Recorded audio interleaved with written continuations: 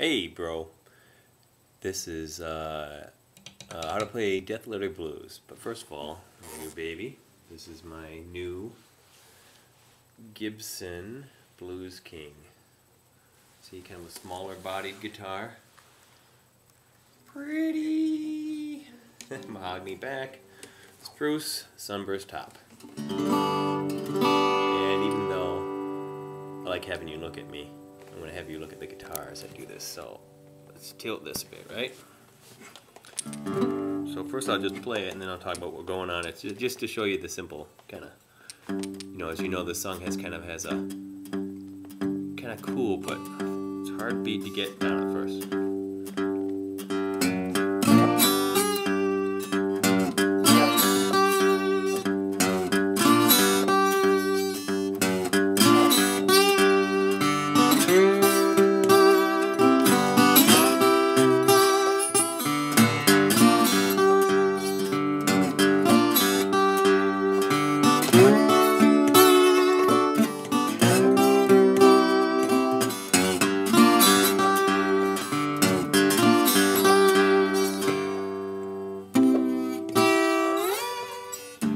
That's it, the basic thing, and it just repeats over and over like that. So what I'm doing, I'll switch her over to the top part. And I learned this from a pretty good instructor I had for a while when I found an instructor and told him all I wanted him to teach me was how to play slide guitar. And he was one of those guys that we've talked about. He was pretty good for a while. Hey there. He was pretty good for a while. But after a while, all he wanted me to do was come in and listen to him. Listen to him do his riffs, and he'd play some song and look at me like, wasn't that great? So I was getting my own little $30 half-an-hour concert every week. But anyways, this is a pretty good bit he showed me. So we got this, I'm tuned in open G, which I should have said at the beginning, and I think you might have known that, but this is open G, right? So starting from the top, D, G, D, G, B, D, the G chord. Right? Now that constant thumb beat is what you got to keep going through most of the song. Now I got my palm on the bridge a bit to thumb it, to mute it a bit. So I think that sounds kind of cool. The hard thing is keeping that going through the whole song because your hand just lifts off, so I often lose that halfway in. But as opposed to, which is what you're going to hear ways in probably, right? But you just hit that thumb, that G, that second string, right? And then it goes, basically here's the beginning, it goes.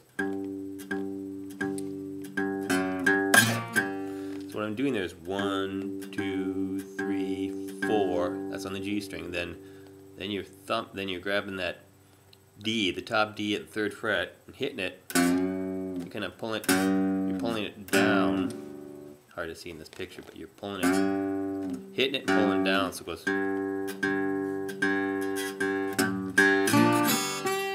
So it's 1, 2, 3, 4, D. So it's a lot of the G string and then that bent D and then the G again real quick. So it's 1, 2, 3, 4, D. Oops, I screwed that up. 1, 2, 3. 1, 2, 3, 4, bum bum. Bump, bump, bump, bump, bump, bump, bump, bump, bump, bump, bump, bump, bump, bump. Kind of a cool sound. Only Sunhouse, right? Okay, so right after that part is the slide to the 3rd fret. And what you want to do, so this is 1, boom, boom, boom, boom, boom.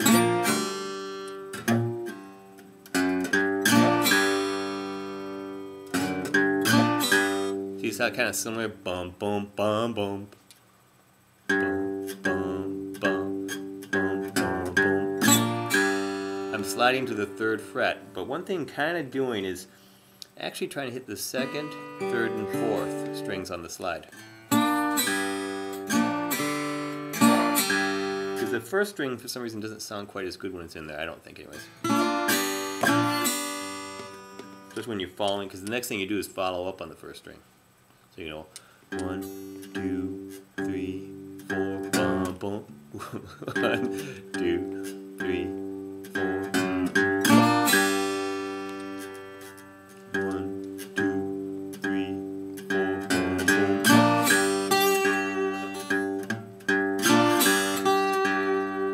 Bum, bum, bum, bum.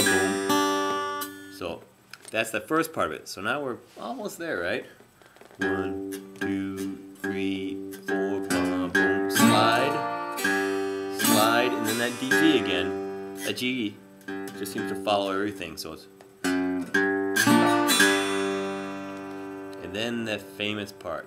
First string, 5th fret. Hard one to not.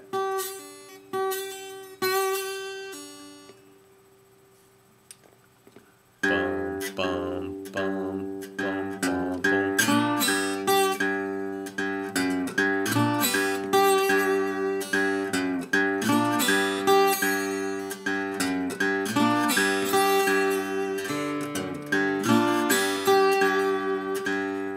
So again, it's the first string, 5th fret, and you want to hit it and then vibrate it.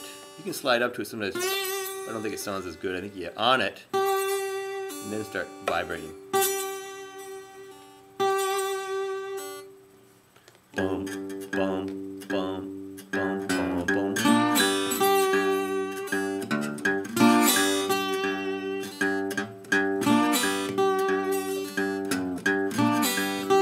I got a letter today. How do you reckon it read? Said, hurry, hurry, boy, the gal you love is dead. Now here's the part we move. We're repeating that riff over and over and over, but now it's time in the chord progression to go to the 4 chord, which is the C. So it's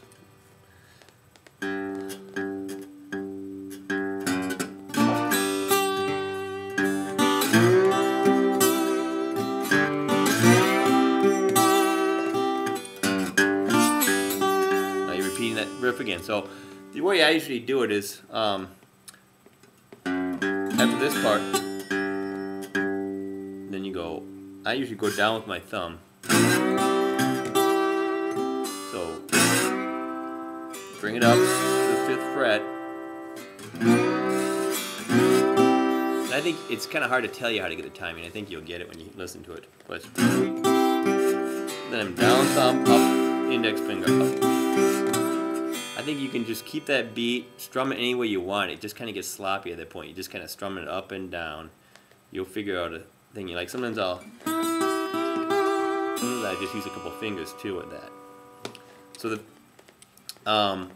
so that's that part of the song. We've moved into the 4 chord, the C, of the progression, and then it goes back to the G. So you go. Let's go, actually, let me do the whole thing from after the intro verse, move into the 4 chord, then once back to the 1 chord, and then we'll go to the 5th chord, okay?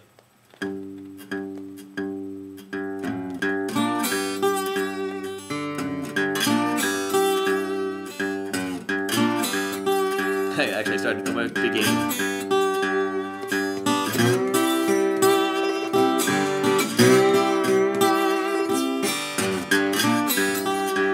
Back to Z, down to the 5th chord.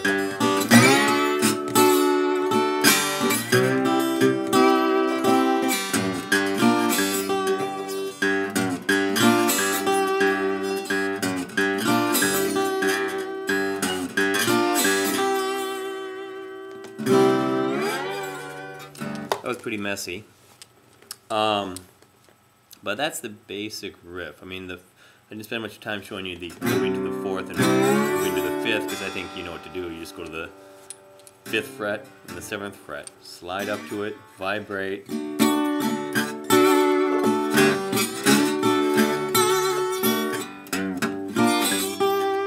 know.